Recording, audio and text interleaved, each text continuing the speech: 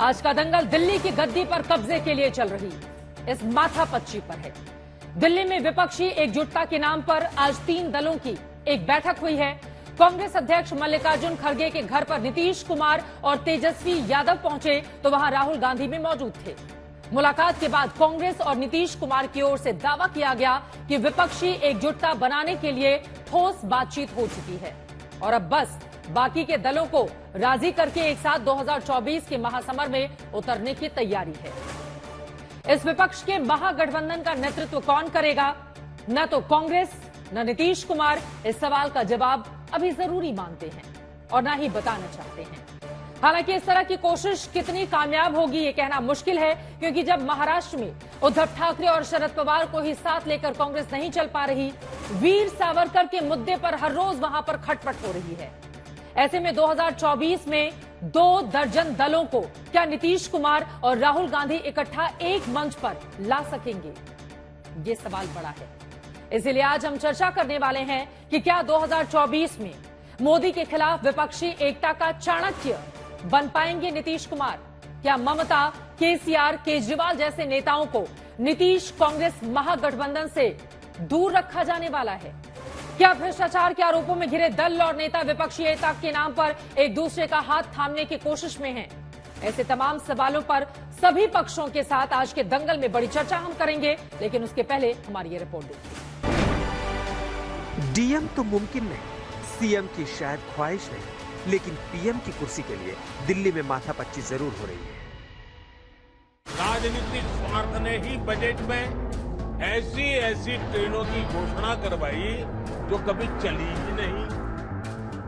हालत ये थी कि रेलवे की भर्तियों में राजनीति होती थी, बड़े पैमाने पर भ्रष्टाचार होता था।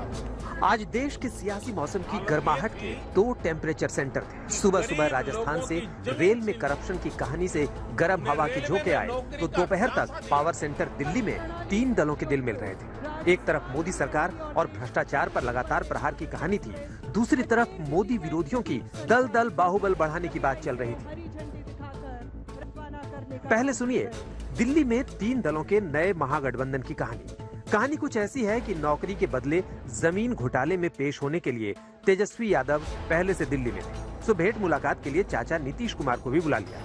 नीतीश पहले लालू यादव से मिले, फिर तेजस्वी की बच्ची को गोद में लेकर खिलाया। नीतीश की दिल्ली में मौजूदगी के इसी मौके का फायदा उठाते हुए एक मुलाकात फिक्स की गई। कुल 3 दलों वाले महागठबंधन की मुलाकात। कांग्रेस अध्यक्ष मल्लिकार्जुन खड़गे के घर लालू यादव और नीतीश की पार्टी के नेता बैठे थे।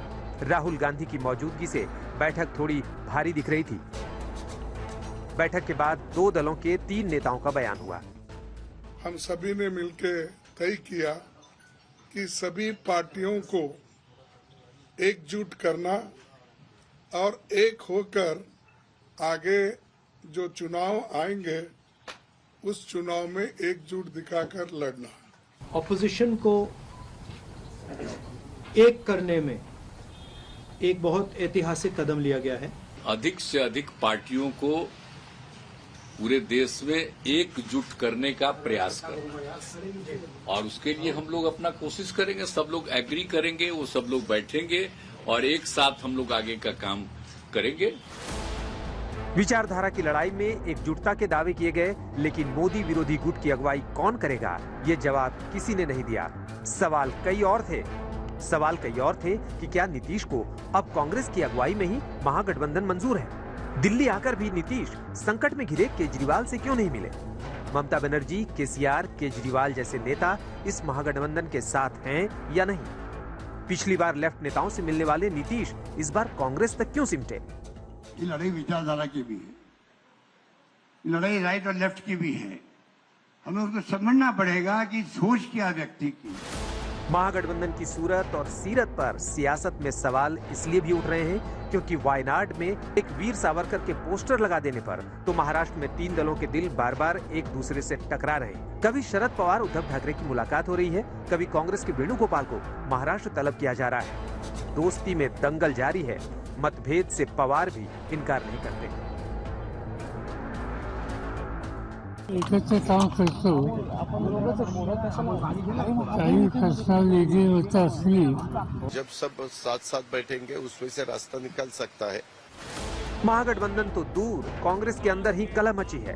राजस्थान में मचे रण को लेकर पीएम मोदी ने अशोक गहलोत की चुटकी भी ले ली और रेल में करप्शन वाले खेल की याद भी दिला दी। गहलोत जी का विशेष रूप से मैं आभार व्यक्त करता हूं कि इन दिनों वो राजनीतिक आपाधापी में उनका अनेक संकटों से वो गुजर रहे हैं, उसके बावजूद भी विकास के काम के लिए समय निकाल करके आए।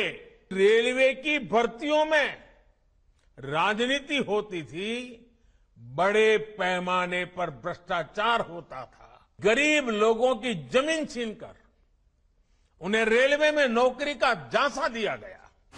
पीएम मोदी के व्यंग्यवाण से अशोक गहलोत इतने आहत हुए कि आजादी के बाद से देश में हुए 20 रेल मंत्रियों का नाम गिनाकर सबका अपमान करने का आरोप पीएम मोदी पर लगा दिया। हालांकि अशोक गहलोत ने अपनी फहरिस्त में लालू यादव का नाम नहीं लिया, क्योंकि एक तो चारा घोटाले में सजायाफ्ता हैं, दूसरे रेल में नौकरी के बदले जमीन मामले में अभी मुकदमा खत्म नहीं हुआ है। दिल्ली से मौसमी सिंह और जयपुर से जयकिशन शर्मा के साथ आज तक ब्यूरो। विपक्षी दलों में कभी प्यार तो कभी दरार। ऐसे में 2024 में मोदी के मुकाबले क्या विपक्षी तमाम नेताओं को एकजुट करके एक मंच पर ला पाएंगे नीतीश कुमार और खुद चाणक्य की भूमिका निभा पाएंगे? महत्वाकांक्षा उनकी क्या है? कई ऐसे सवाल हैं जिसको लेकर दंगल में बड़ी चर्चा करने वाले हैं। खास मेहमान जुड़ चुके हैं, उनका तारुफ आपसे करवा देती हूं। डॉक्टर सुधांशु त्रिवेदी जी, राज्यसभा के सांसद और राष्ट्रीय प्रवक्ता भारतीय जनता पार्टी के हमारे साथ मौजूद हैं। रोहन गुप्ता जी, राष्ट्रीय प्रवक्ता कांग्रेस पार्टी के हमारे साथ जुड़ चुके हैं। केसी त्यागी जी, आप पूर्व एमपी हैं, राज्यसभा के सीनियर लीडर हैं जेडीयू के, आप भी हमारे साथ जुड़े हुए हैं। बृजमोहन श्रीवास्तव जी हमारे साथ स्पोक्स पर्सन एनसीपी के इस वक्त मौजूद हैं। आनंद दुबे जी, शिवसेना उद्धव ठाकरे वाली उनका प्रतिनिधित्व करने के लिए हमारे साथ जुड़ चुके हैं। Arvind Vajpayee ji, spokes person LJP के, कुछ ही देर में हमारे साथ होंगे, उनके साथ भी हम चर्चा में आगे बढ़ेंगे। लेकिन सबसे पहले शुरुआत सुधांशु त्रिवेदी जी आपसे ही करते हुए, नीतीश कुमार दिल्ली में है, दलों के दिलों को जोड़ने की कोशिश में लगे हुए हैं और 2024 में बीजेपी को हराने की रणनीति बनाई जा रही है। डर है भारतीय जनता पार्टी को? देखिए, बहुत स्पष्ट रूप से एक बात बता दें, यहां पर केसी त्यागी जी जैसे व्यक्ति बैठे हैं जिन्होंने बहुत लंबा भारत की राजनीति का अनुभव है, उन्होंने देखा होगा वास्तविकता में जब कभी समन्वय बनाने की बात होती है, यह मैं सिर्फ भाजपा प्रवक्ता के नाते नहीं, एक राजनीतिक ऑब्जर्वर के नाते भी कहता हूं, तो कोई ऐसा व्यक्ति सामने आए जिसकी देशव्यापी छवि और अपनी एक अलग क्षमता हो और पूरे देश में उसके नाम पर वोट मिलने की संभावना हो, जैसा जेपी आंदोलन के समय जयप्रकाश नारायण जी की स्थिति थी, अथवा जब हमने गठबंधन बनाया था तब अटल बिहारी वाजपेयी जी की स्थिति थी 1998 में, अथवा 2014 में मोदी जी की स्थिति थी। क्या आपको लगता है कि नीतीश कुमार जी आज उस स्थिति में हैं कि तमिलनाडु से लेके और कश्मीर तक कोई उनके नाम के ऊपर भीड़ इकट्ठा हो सके? ऐसा यथार्थ में नहीं है। वास्तविकता यह है कि आज जदयू बिहार की राजनीति में तीसरे नंबर की पार्टी है। आज स्थिति यह है कि नीतीश कुमार जी सबसे कम संख्या बल के आधार के ऊपर इस समय बिहार में मुख्यमंत्री हैं। यानी बिहार में अपनी उत्तरोत्तर कमजोर होती हुई प्रासंगिकता को राष्ट्रीय स्तर पर एक भूमिका देकर अपनी प्रासंगिकता बनाए रखने का एक प्रयास मात्र दिखाई पड़ रहा है, क्योंकि यह भी एक सत्य है कि बिहार की सरकार में इस समय तेजस्वी यादव उनके मुकाबले कहीं अधिक प्रभावी हैं और उनके मुंह से स्वयं निकल चुका है कि भविष्य भी उन्हीं को नजर आ रहा है। तो वास्तविकता यह है कि नीतीश जी के पास सिर्फ भूतकाल है, न वर्तमान है, न भविष्य है। लेकिन एक तो मैं ये कह सकता हूं कि जो कुछ भी वो कर रहे हैं वो अपनी राजनीति में प्रासंगिकता बनाने के लिए। लेकिन उनके भीतर एक चुंबकीय आकर्षण तो है ना सुधांशु त्रिवेदी जी, मतलब जिधर वो छड़ी घुमाना चाहे उधर के नेता उनके साथ आने को बिहार में तैयार रहते हैं। इस बात से बीजेपी कैसे कर सकती है इनकार? कुछ तो है ना नीतीश कुमार में कि तीसरे नंबर की सबसे छोटी पार्टी होने के बावजूद, चाहे बीजेपी हो चाहे आरजेडी हो, जब चाहे नीतीश कुमार दोनों में से किसी को चाहे साथ ले लेते हैं। नहीं, मैं ये कहूं, मतलब उसे अन्यथा न लिया जाए, उनमें चुंबकीय आकर्षण नहीं है, वो सत्ता के, सरकार के चुंबकीय आकर्षण का समायोजन बहुत भली भांति कर लेते हैं। तो इसलिए जिस समय उन्होंने लालू प्रसाद यादव जी को छोड़ा था और हमारे साथ आए थे, तो हम भारतीय जनता पार्टी वो है जिसने सत्ता के साथ समझौता नहीं किया। हम जहां खड़े हुए, हमने संघर्ष किया, सत्ता वहां पे आके स्थापित हुई। हमने भारत की राजनीति पे 30-40 साल संघर्ष किया। आज मुझे लगता है बृजमोहन जी हो या केसी त्यागी जी हो, कोई इस बात से इनकार नहीं कर सकता कि जेपी आंदोलन को सफल बनाने में सबसे बड़ी भूमिका तत्कालीन भारतीय जनसंघ और राष्ट्रीय स्वयंसेवक संघ के संगठन की थी। इवन जब वीपी सिंह छोड़ के बाहर आए थे तो उनके बाद भी कुछ नहीं था। उस समय भी उस आंदोलन को इतनी बड़ी भूमिका देने की काम हमारी पार्टी और हमारे सहयोगी संगठनों ने किया था। श्री राम जन्मभूमि आंदोलन भारत के इतिहास का सबसे बड़ा आंदोलन, और उसको हमने परिवर्तित किया। और आज मोदी जी के नेतृत्व में आप देखें, सुदूर पूर्वोत्तर में त्रिपुरा से लेके, अगर उत्तर में कारगिल की काउंसिल से लेके आज तिरुवनंतपुरम की नगर निगम में हम सबसे बड़े दल हैं। इतना हमने विस्तार मोदी जी के नेतृत्व में और अमित शाह जी के संगठन काल में, वर्तमान में नड्डा जी के समय में हम कर रहे हैं। तो हमने ये दिखाया कि हम व्यवस्थित ढंग से विचारधारा को ध्यान में रखकर ऐसे मुद्दे पे रहते हैं जिसका लोग उपहास उड़ाते हैं। जब मंदिर का मुद्दा हुआ तो लोगों ने कहा था क्या बेकार की बात है, ऐसे कैसे हो सकता है। जब मोदी जी ने बेटी बचाओ और शौचालय की बात की, लोगों ने कहा यह कौन सा मुद्दा है, कोई राजनीति का मुद्दा है। तो हम वो हैं जो राजनीति की धारा बदलकर सत्ता की दिशा तय करते हैं। ये लोग वो हैं जो सत्ता की धारा देखकर अपनी दिशा तय करते हैं। केसी त्यागी जी, मेरा सीधा सा सवाल है। सुधांशु जी की बातों से दो सवाल मैंने निकाला। पहला ये, क्या नीतीश कुमार का कद एक राष्ट्रीय नेता के तौर पर है कि पूरब से पश्चिम, उत्तर से दक्षिण सभी दलों को एक साथ वो एक छत के नीचे ला पाए? और दूसरा सवाल उन्होंने किया कि कुर्सी का जो चुंबकीय आकर्षण है ना, या फिर मोह उसको कह लें, वो नीतीश कुमार का जाता नहीं है।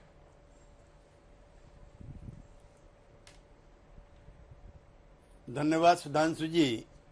चूंकि मेरी अनुभव उम्र थोड़ा आपसे ज्यादा है, तो जो आपकी पुरानी पार्टी थी जनसंघ, उसके समय का भी और भारतीय जनता पार्टी के समय के भी जो समझौते हुए हैं, जिस आपकी भाषा में जिसे सत्ता का चुंबकीय आकर्षण कहते हैं, उसकी कुछ बानगी रखना चाहता हूं। जब कांग्रेस पार्टी राहुल जी की पार्टी, रोहन जी की अपने चरम सीमा पर थी, तो जिसको आज आप देश विरोधी टुकड़े टुकड़े गैंग कहते हो कम्युनिस्ट पार्टी, उसके साथ ना मिलकर के आपने सिर्फ सरकार बनाई। जनसंघ के और कम्युनिस्ट पार्टी दोनों के मंत्री एक ही सरकार में शामिल थे। क्या वो सिद्धांतों के लिए था या कुर्सी की जो मजा और मलाई खाने के लिए था? नंबर एक। नंबर दो, आप कहते हैं भ्रष्ट लोगों का जमघट, उस पर मैं विस्तार से आऊंगा। जो जेंटलमैन जिनके मैं नाम गिनवा रहा हूं और जिनके साथ हेमंत बिस्वा शर्मा, उन जेंटलमैन पर कभी कोई मुकदमा नहीं चला। नारायण राणे जी, उन पर कभी कोई मुकदमा नहीं चला। ऐसे 1 दर्जन नाम हैं जो जेंटलमैन आपकी पार्टी में बड़े बड़े पदों पर हैं। नंबर 3, ऐसा मत कहिए, ये भाषा इंदिरा जी की भी थी। जब जनसंघ, कांग्रेस ओ, समाजवादी पार्टी, लोकदल मिलकर के इंदिरा जी के खिलाफ लड़ते थे, तब आपको और हमको एंटी नेशनल कहा जाता था। इतिहास से हमने भी सबक लिया है और आप विद्वान आदमी हैं, आशा है आपने भी सबक लिया होगा। ये भाषा सत्ता में रह करके उनके खिलाफ जब कोई जन जागरण होता है या विपक्षी दल एक लोकतंत्र की मजबूती के लिए इकट्ठा होते हैं, तब इस तरह की भाषा का इस्तेमाल पहले भी होता रहा है। और आप जैसे विद्वान और आंदोलन के हिस्सेदार भी ऐसा करते हैं, ये गलत है। और इतना ही नहीं, मैं और थोड़ा सा माफी चाहूंगा आपसे चित्रा जी। जो जनसंघ है, श्यामा प्रसाद मुखर्जी के नेतृत्व में, उसका जन्म जम्मू कश्मीर से होता है। इनका आरोप था जनसंघ के हमारे मित्रों का और संघ वालों का भी कि श्यामा प्रसाद मुखर्जी की जो मृत्यु है वो जेल के अंदर शेख अब्दुल्ला ने कराई थी। उनके पोते अटल जी की सरकार में मंत्री रहे थे। पता नहीं कौन सा सिद्धांत था, या तो अटल जी की जो गुरु थे, एक सेकंड, श्यामा प्रसाद मुखर्जी की मौत का बदला ले रहे थे। और इससे आगे पीडीपी, जिसके घोषणा पत्र में था कि सेल्फ रूल करेंगे। सेल्फ रूल का मतलब है हिंदुस्तान की करेंसी भी नहीं होगी, उसके साथ भी आपने मिलवाई। पता नहीं उस समय कौन सा लोकतंत्र और ठीक है सर, यही तो राजनीति का चरित्र है ना केसी त्यागी जी। कभी आप जिस कांग्रेस इंदिरा का विरोध करते थे, आज उसी के समर्थन में कांग्रेस के आकर खड़े हो गए हैं और वो मजबूरी बन गई है क्या तमाम पार्टियों की। लेकिन उसके पहले रोहन गुप्ता जी का, उसके बाद में फौरन सुधांशु जी आपके पास आ रही हूं।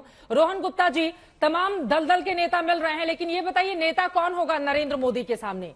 वो राहुल गांधी होंगे, वो नीतीश कुमार होंगे, वो ममता बनर्जी होंगी, केजरीवाल होंगे, कौन होगा विपक्ष का नेता? जो मजबूती से नरेंद्र मोदी जैसे नेता को टक्कर दे पाएगा?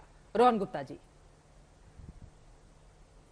देखिए चित्रा जी, आपने अपने शुरुआत के वक्तव्य में कहा कि मोदी विरोधी, यहाँ पे किसी के विरोध की बात नहीं, यहाँ लोकतंत्र बचाने की बात है। जितनी भी पार्टी आज है जो भाजपा के सामने लड़ रही है, उनके सामने बहुत बड़ी चैलेंज है। सत्ता की तो चैलेंज है ही, पर उसके बड़ी चुनौती है कि लोकतंत्र की रक्षा कैसे करें। चित्रा जी, आज आप देख लीजिए कि एक बार जो आप मोदी जी की बात कर रहे हैं, वो बड़े बड़े भाषण दे रहे हैं लोकतंत्र के, प्रेस बचाने के, मीडिया बचाने के।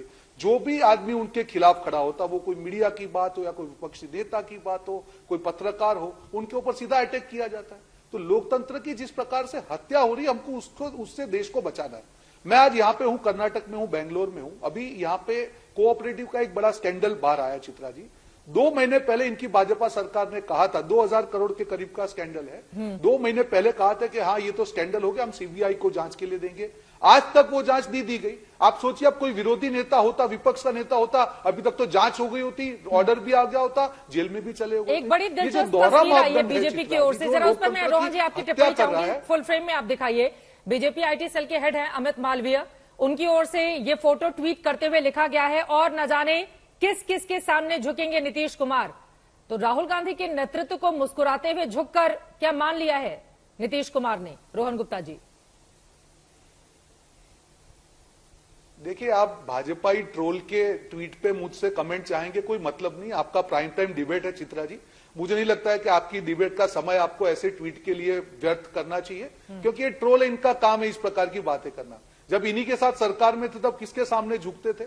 तो मुझे नहीं लगता है कि राजनीति में इतनी ओछी हरकत करनी चाहिए कि जब कोई पक्ष आपके साथ में नहीं है तब आप उसका मजाक उड़ाओ। लोकतंत्र है, आपके साथ में तब आप उनके बखान कर रहे थे, आज विरोधी है तो मजाक उड़ा रहे हैं। तो मुझे नहीं लगता कि ट्रोल के लिए आपको ये समय भी व्यर्थ करना चाहिए। हमारी डिबेट सीरियस मुद्दे पर है। मैंने जैसे कहा कि जितनी भी पार्टियां हैं, सबकी जिम्मेदारी है। बात यहाँ पे लोकतंत्र बचाने की बात, और कांग्रेस उसकी अगुवाई कर रही है। जिस तरह से भारत जोड़ो यात्रा की बात हो, उसके बाद में हर मुद्दे पे जब हमने जेपीसी की मांग की, काफी ऐसी पार्टियां थी चित्रा जी के कई मुद्दों पे हम लोग साथ नहीं थे, पर सबने मिलकर 18-19 पार्टियों ने जेपीसी की मांग की। सारे लोग हम साथ में मिलकर एक संगठन बनाने का प्रयास कर रहे हैं कि किसी प्रकार से लोकतंत्र को बचाया जाए।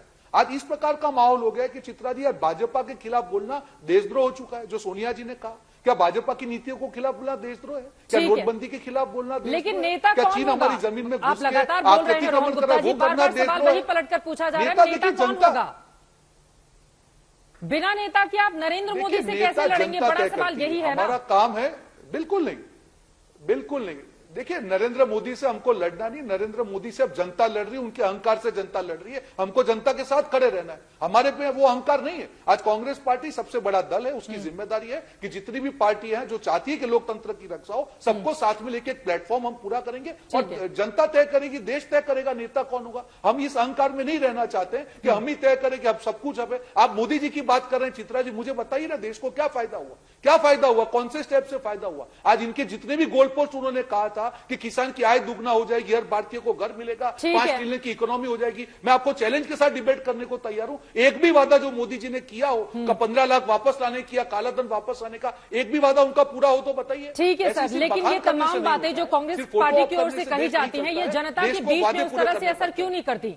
क्योंकि ज्यादातर राज्यों में बीजेपी या उसके गठबंधन दलों की अगर सरकार है, तो यानी कि बीजेपी जो समझा रही है वो समझ में आ रहा है। लेकिन क्या ये पासा अब पलटेगा? ये बड़ा सवाल है। सुधांशु जी इसका जवाब देंगे, लेकिन उसके पहले जरा विपक्षी एकता पर एक ही सवाल बाकी नेताओं से भी ले लेती हूं। बृजमोहन श्रीवास्तव जी, अब देश भर में विपक्षी एकजुट हो, इसको लेकर आप लोगों की ओर से भी लगातार बयान दिए जा रहे हैं, लेकिन खुद शरद पवार की ओर से कभी जेपीसी को वो गलत बताते हैं, कभी कहते हैं विपक्षी एकता के लिए हम मान जाएंगे। तमाम दूसरे मुद्दों पर भी, डिग्री वाला मुद्दा हो उस पर भी विपक्षी नेताओं से वो अलग सुर अख्तियार करते हैं। वीर सावरकर के मुद्दे पर भी आप लोगों का अलग स्टैंड रहता है। तो पहले मुद्दों पर खुद तो विपक्ष एकजुट हो जाए, उसके बाद लड़िएगा बीजेपी। प्रियंका जी, पहले मैं स्पष्ट कर दूं, वीर सावरकर जी का मुद्दा पूरी तौर से समाप्त हो चुका है। अब उस पर किसी प्रकार की चर्चा की कोई जरूरत नहीं है। जेपीसी के मामले में भी आदरणीय शरद पवार जी ने बहुत स्पष्ट रूप से कहा, ये मेरी राय है, इससे अगर मेरे साथी सहमत नहीं होंगे तो जो सारे साथी चाहेंगे हम उसके साथ हैं। देखिए, परेशानी क्या है? परेशानी ये कि भारतीय जनता पार्टी को 2024 में बहुमत नहीं मिल रहा। ये बहुत ही स्पष्ट बात है, क्योंकि जितने विपक्षी दल हैं जिन्होंने अपनी पूरी तैयारी की है, उसके अनुपात में जब हम देखते तो लगता है भारतीय जनता पार्टी को समर्थन नहीं मिल पाएगा और भारतीय जनता पार्टी की सरकार नहीं बनेगी। परेशानी ये कि जब भारतीय जनता पार्टी की सरकार इस देश में आई तो इन्होंने सबसे पहले ये कहा कि हम कांग्रेस विहीन भारत को बनाएंगे। इसका मतलब क्या था कि इनके इस उद्बोधन में, इनकी इस घोषणा में दो चीजें छुपी हुई थी। एक छुपा हुआ था अहंकार और दूसरा छुपा हुआ था हिंसा, क्योंकि जो हिंसात्मक प्रवृत्ति के लोग होते हैं वही किसी के वजूद मिटाने की बात करते हैं। आज जो विपक्ष का मुद्दा है वो इनकी हिंसात्मक प्रवृत्ति, इनका अहंकार और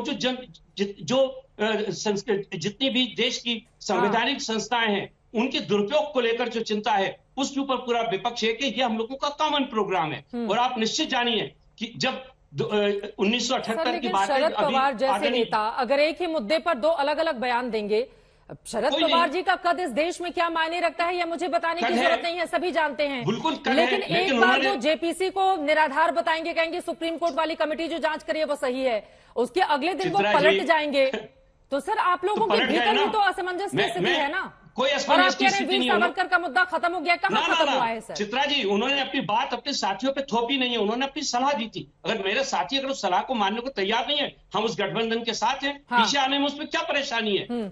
कोई उसमें परेशानी नहीं है। मैं आपसे कहता हूं, आज कर्नाटक में जो टिकट बटे हैं, इनकी भारतीय जनता पार्टी के जो सबसे मजबूत नेता है शटार साहब, वो पूरी तरह से विरोध कर रहे हैं। इसका क्या मतलब है?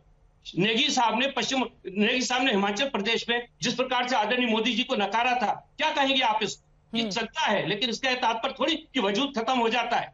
तो मैं आपसे बहुत स्पष्ट कहना चाहता हूं, गठबंधन को कोई परेशानी नहीं है। आदरणीय नीतीश कुमार जी, आदरणीय शरद पवार जी, आदरणीय सोनिया गांधी, ये सारे नेता वो हैं जो लगातार एक दूसरे के संपर्क में हैं और इस देश की नब्ज को समझते हैं। राहुल गांधी का नेतृत्व स्वीकारेंगे आप लोग 2024 के लिए?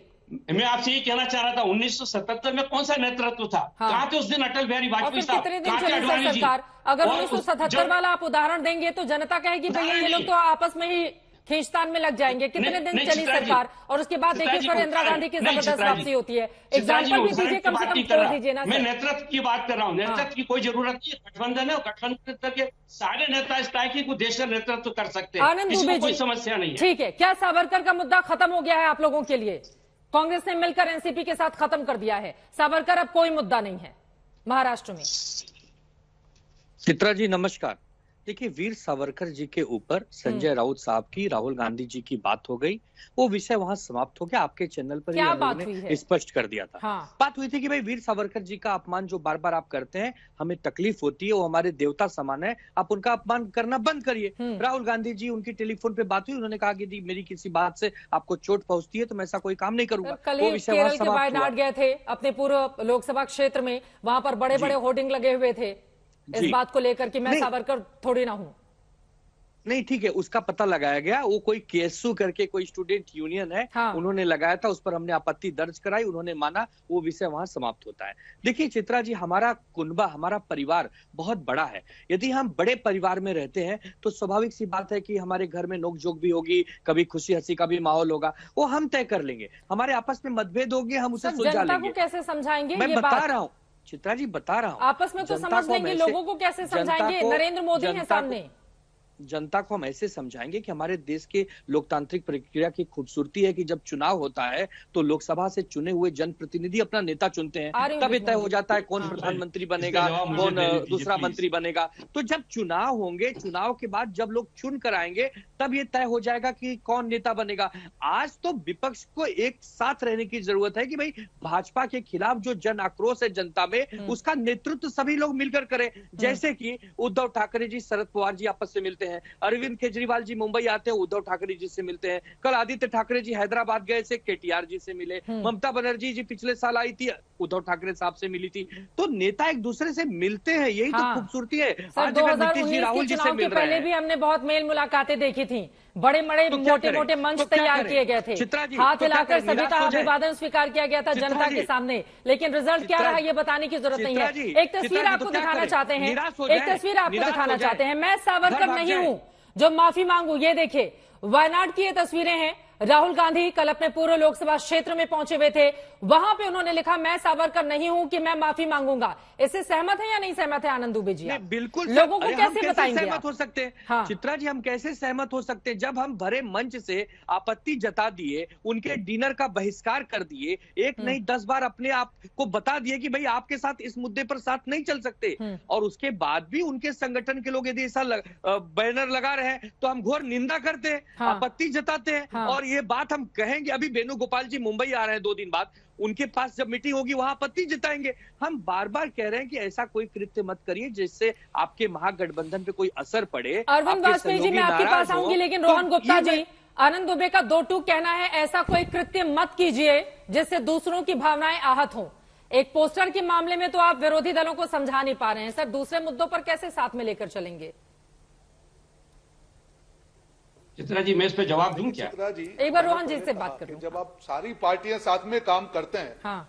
तब कई मुद्दे ऐसे होते हैं कि आपकी आम सहमति नहीं बनती है। कल शरद पवार जी ने भी कहा कि ये मेरे व्यक्तिगत राय थी और जो हमारी सबकी मांगे जेपीसी उसके साथ में खड़ा हुआ। तो जब आप साथ में खड़े होते हैं, जो अभी केसी त्यागी जी ने एग्जांपल दिया, आप ऐसी पार्टी के सामने हम बात जरा बोल दीजिए, ये सावरकर वाले मामले में जैसी पार्टी के साथ में मेरी बात तो खत्म होने दी जाए।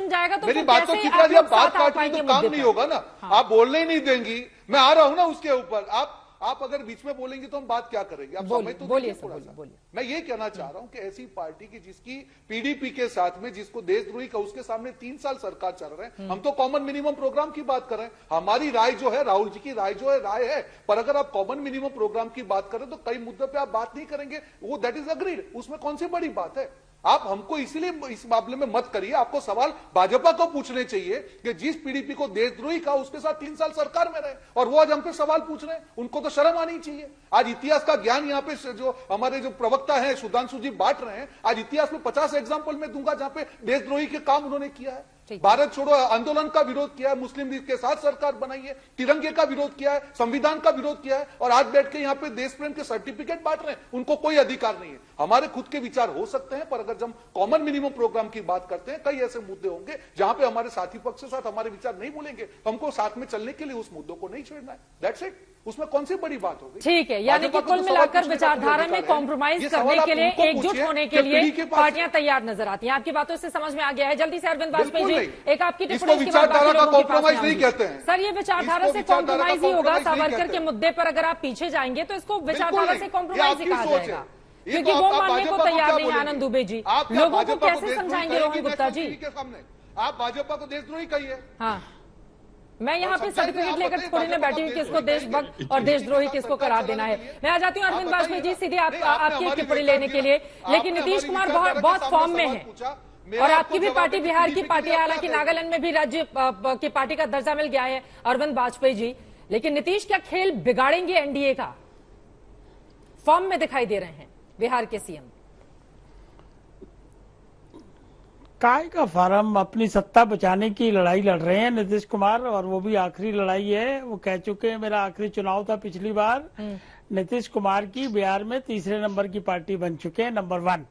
अब लार्जर स्कोप ये है कि ये विपक्षी एकता जो है ये किस लिए कर रहे हैं, ये सबसे पहला क्वेश्चन जनता पूछती है। तो उसका जवाब इन्होंने दे चुके हैं। जवाब, एक विपक्षी एकता एक मुद्दे पर बाकायदा इन्होंने कर ली है जब 19 पार्टियों ने साइन करके सुप्रीम कोर्ट में पिटीशन लगाई थी, और उससे पहले मीटिंग भी की थी। और वो मुद्दा था कि ईडी और सीबीआई का मिसयूज कैसे रोकें, बेल के लिए गाइडलाइन सुप्रीम कोर्ट से कैसे बनवाएं, रिमांड के लिए गाइडलाइन कैसे बनवाएं, या जब इन्वेस्टिगेशन हो तो घर में आके सोफे पे बैठ के हमसे पूछताछ की जाए।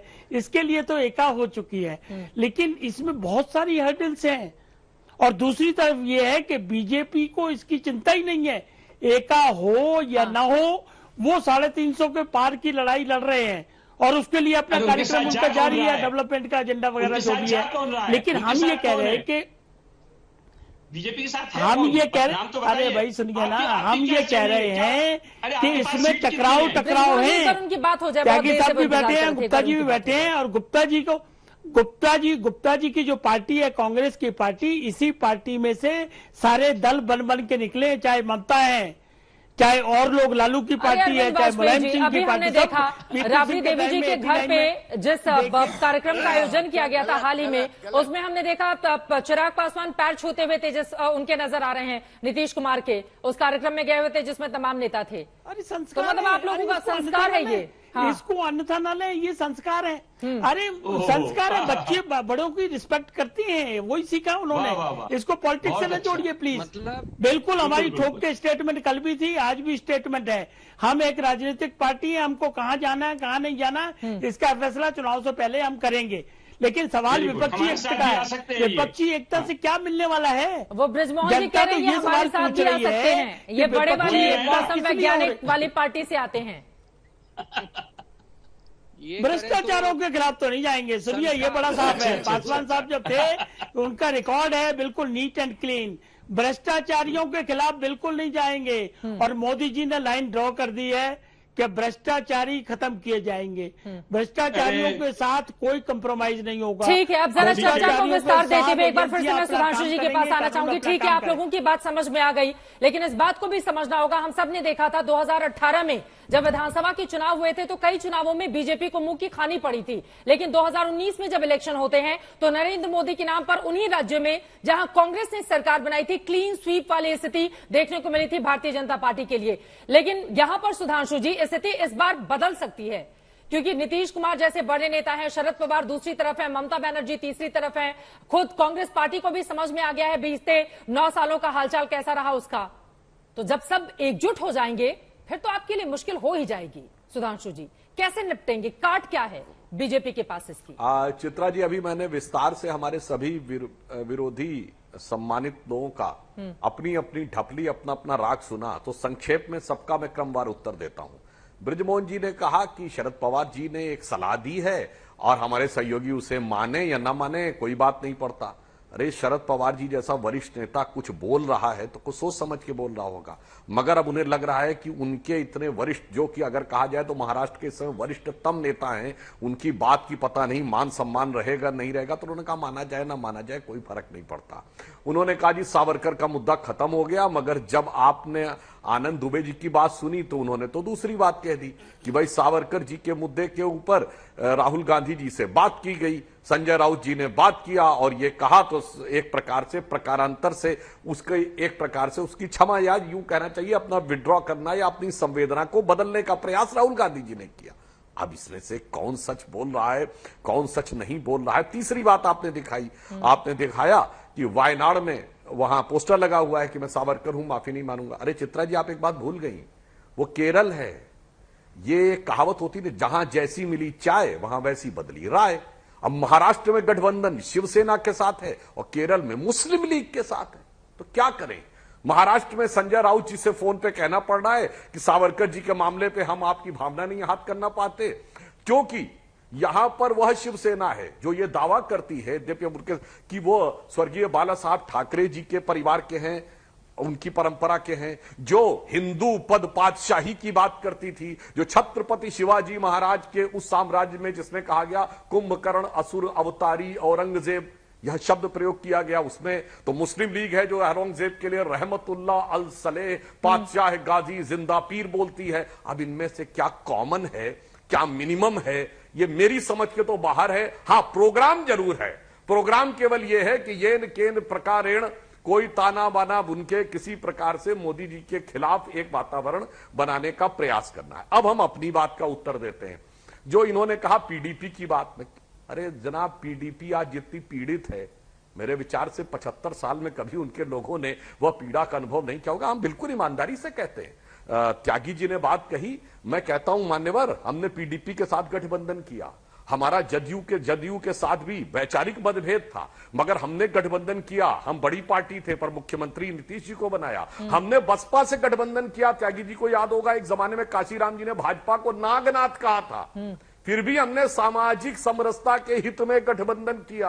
हमने कर्नाटक में जेडीएस से गठबंधन किया, 80-84 सीटें हमारी, 40 जेडीएस की, मुख्यमंत्री उनका बनाया। हमने उत्तर से दक्षिण तक जहां जहां गठबंधन किया, राष्ट्र को एकजुट करने के लिए, समाज को एकजुट करने के लिए, और कभी अपना मुख्यमंत्री बनाने के लिए नहीं किया। इसीलिए मैं कह सकता हूं भारतीय जनता पार्टी का विचार यह था कि मैं मधु से अनभिज्ञ आज भी जीवन भर विषपान किया है, किया नहीं विध्वंस विश्व का आजीवन निर्माण किया है। और अंत में मैं लास्ट में एक पॉइंट और कह दूं, जो सब लोग कह रहे हैं ना कि नहीं वो तो कोई नेता की जरूरत नहीं, सब मिलकर एक हो जाएंगे और सब देख लेंगे। एक में कहावत होती है, बिल्ली के भाग से छीका फूटा।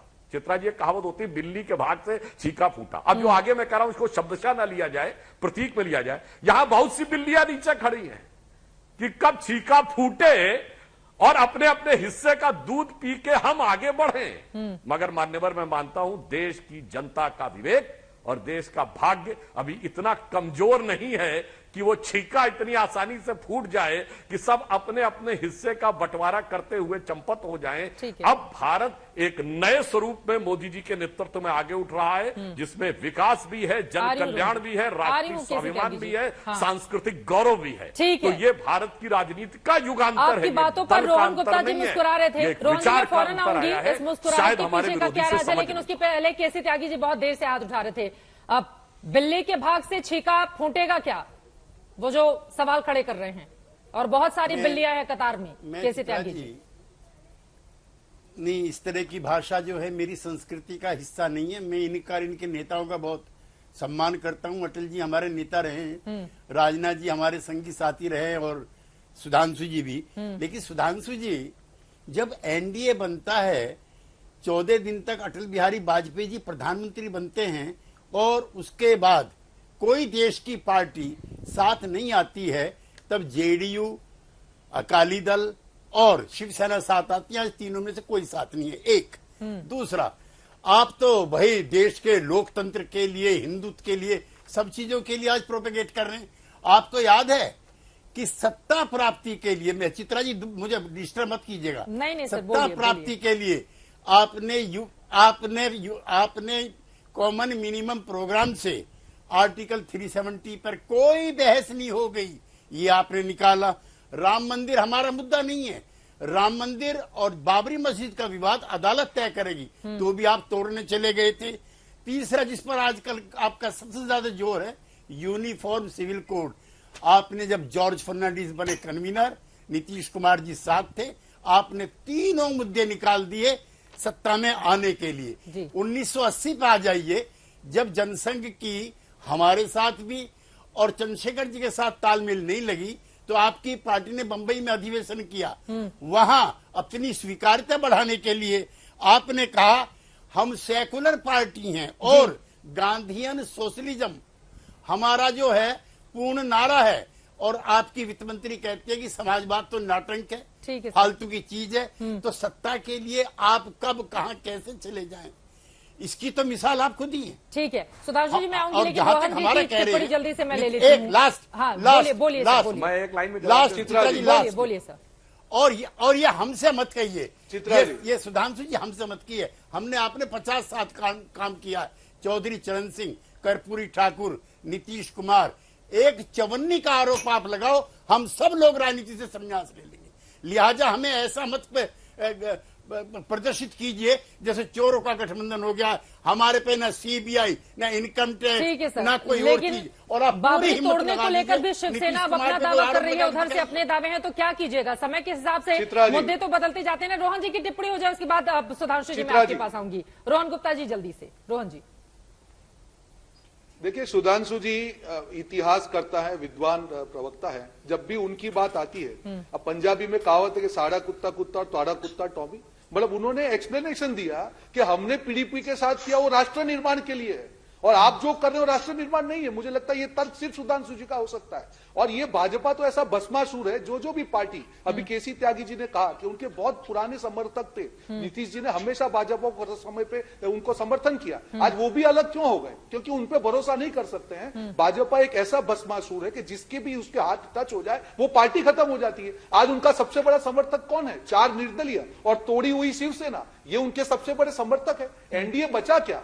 जिस पार्टी के ऊपर दूसरी पार्टियां भरोसा नहीं कर सकती है, देश की जनता क्या भरोसा करेगी? सुधांशु जी, समय बदलने लग गया है, वक्त बदलने लग गया है, आपको मालूम नहीं चलेगा। यही अहंकार को देश की जनता जवाब देगी, जो आपके अंदर कूट कूट के भरा हुआ है। आप जो करे वो देश प्रेम और दूसरे करे वो देशद्रोह है। ये दूसरा डबल पैमाना नहीं चलेगा। देश की जनता को आपको हकीकत का जवाब देना पड़ेगा कि 15 लाख कब आएंगे, काला धन कब आएगा, ये सारे मुद्दे पर आपको जवाब देना। क्लोजिंग कमेंट उनके आरोपों पर।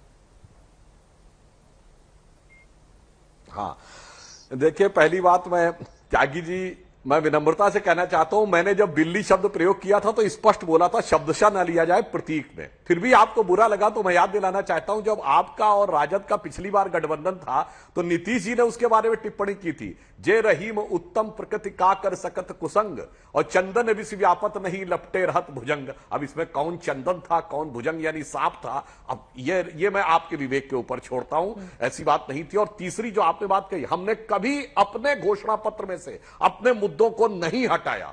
मैं दर्शकों से कहता हूं, जाके देखिए 1996, 98, 99, 2004, 2009, 2014 हम गठबंधन में जरूर रहे, पर राम मंदिर, धारा 370, कॉमन सिविल कोड हमारे एजेंडा में रहे, एनडीए में नहीं रहे। और आप भी हमारे साथ रहे, कभी किसी ने हमको फोन करके ये नहीं कहा कि यह वक्तव्य मत दीजिए, जैसा आनंद दुबे जी ने कहा राहुल जी के लिए। अब मैं ये बात सिर्फ अंत में कहना चाहूंगा, भाई कांग्रेस हम पे क्या आरोप लगा रही है, ये कितने भी रूप बदल लें, पर आज इनकी हालत ये जो इनसे पिंड छुड़ा ले।